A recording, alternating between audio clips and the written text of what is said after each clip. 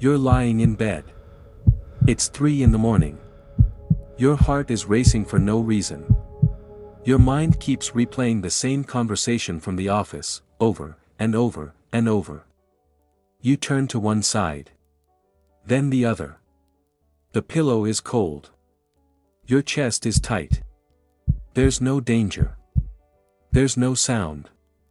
There's nothing happening. And yet, your body acts as if there's a tiger in the room. Outside, on a power line, a sparrow is sleeping. A brain the size of a pea. 0 worries. 0 regrets. 0 inner monologue. So tell me, who is at peace, the bird of 150 million years, or the human of 200,000 who can't sleep? But what is actually happening in your body right now? When your mind senses danger, even imagined danger, your entire body goes into emergency mode. Your heart races. Your breathing gets shallow. Your muscles tense up. It's as if you're about to run. And here's the strangest part, that alarm can't tell the difference between a real danger and a thought. To your body, reliving that conversation is the same as seeing a predator. The same chemistry. The same panic. The same preparation to flee. A sparrow doesn't know this agony. When the danger passes, its body returns to normal in seconds. It doesn't hold on to the alarm. It doesn't feed the fear with, what if?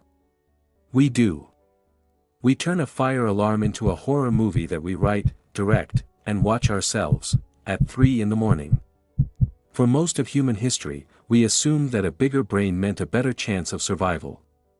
Thinking more equals more safety. Makes sense, right? But somewhere along the way, something went wrong. The same neural circuit that helped your ancestor imagine a better spear also allows you to imagine 47 ways a conversation could go wrong. The same brain that conquered the planet also became a trap. And birds, with their tiny skulls and ancient instincts, might know something we've forgotten. But how? How can a brain the size of a pea be more at peace than a brain that built civilizations? To understand this, you need to go back 150 million years. The Jurassic period. The first birds emerged from a lineage of small, feathered dinosaurs. They had a single task: survive. Find food. Avoid predators. Migrate when the season changed. They didn't need to reflect on whether they made the right choice. They didn't need to wonder if their friends were talking about them behind their backs. They just needed to act.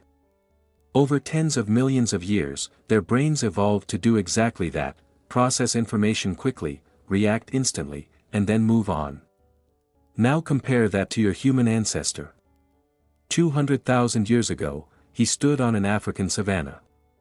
In front of him, a herd of prey to the left, a cave to the right, a familiar face approaching. 3 choices. Maybe 4. Today, before breakfast, you've already made more decisions than he made in a whole month. And that leads us to an uncomfortable question: what happens to a brain designed for 3 choices when it faces 35,000? In 2005, researchers at the University of Oxford ran a revealing experiment. They presented pigeons with a complex visual task, full of conflicting options and ambiguous patterns. A task that would take humans several minutes to solve. The pigeons solved it in seconds. Not because they were smarter, but because they didn't waste time imagining what the right answer should be. They just looked, chose, and moved on. No hesitation. No overthinking. Now think, when was the last time you made a simple decision: what to eat, what to wear, what to say in an email, and it took longer than it should? A bird never changes its mind. It sees a fruit, eats the fruit. Sees a threat, flees the threat. Sees a partner, performs the dance. No second opinion. No comparing itself to other birds. No wondering if it's good enough. Let's understand how a bird's brain works, because it's fundamentally different from yours. A bird's brain has a region called the pallium. It handles complex tasks, memory, learning, problem solving. Crows remember human faces for years. Parrots learn hundreds of words. Some birds use tools, plan for the future, and understand basic physics. They're not dumb. But here's the crucial difference: birds don't have a highly developed prefrontal cortex, the part of the human brain responsible for self-reflection, rumination, worry, and that constant inner monologue that keeps you awake at 3 in the morning. Birds don't have an inner critic. They don't self-sabotage. They don't lie in their nests at night wondering if they should have chosen a different branch to sleep on. That doesn't mean they're simple. It means their intelligence is optimized for action, not doubt. A bird that spots a predator has 0.2 seconds to decide, flee or stay still.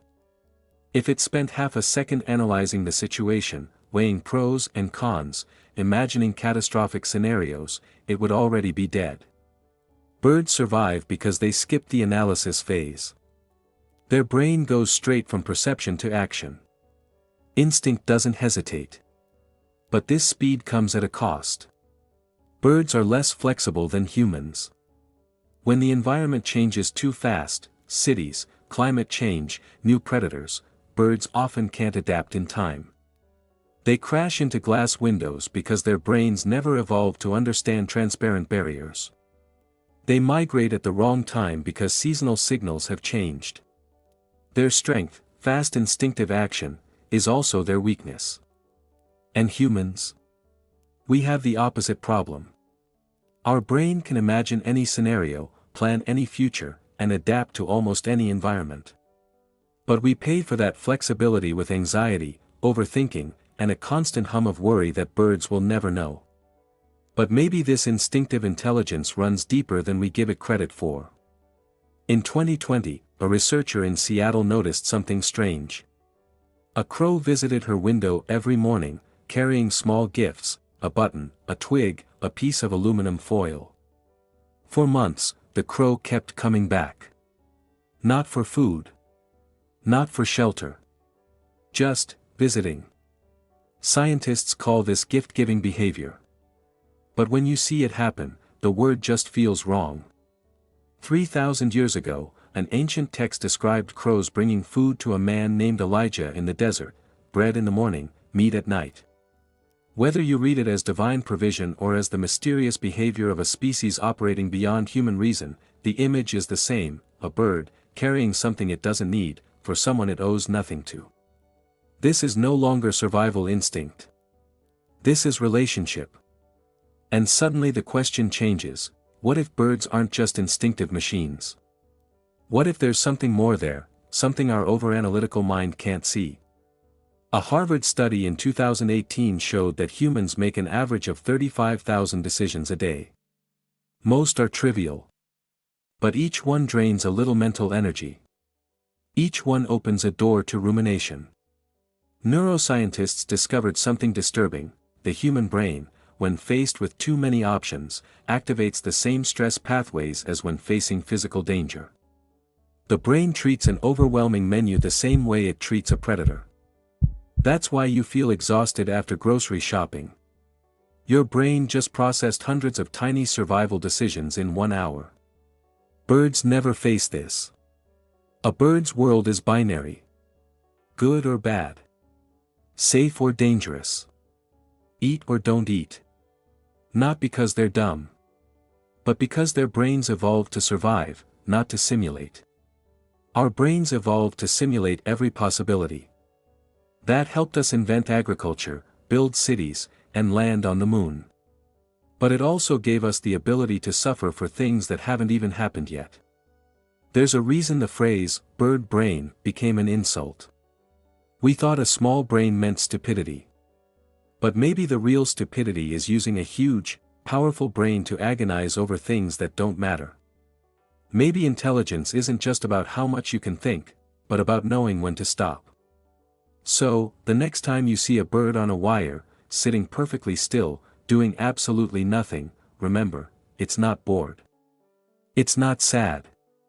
It's not waiting for something to happen. It's just existing. Completely present. Not thinking about yesterday. Not worrying about tomorrow. not wondering if the other birds appreciate it. And somehow, that tiny creature figured out something that billions of years of evolution gave to humans and immediately took away: the ability to be silent. To just be. Without the noise. The bird doesn't overthink. And maybe, if you pay attention, you can remember how to stop too. Remember that night you woke up at 3 in the morning, replaying conversations, imagining scenarios, fighting a tiger that didn't exist? The sparrow on the wire never had that problem. Its brain is 150 million years old.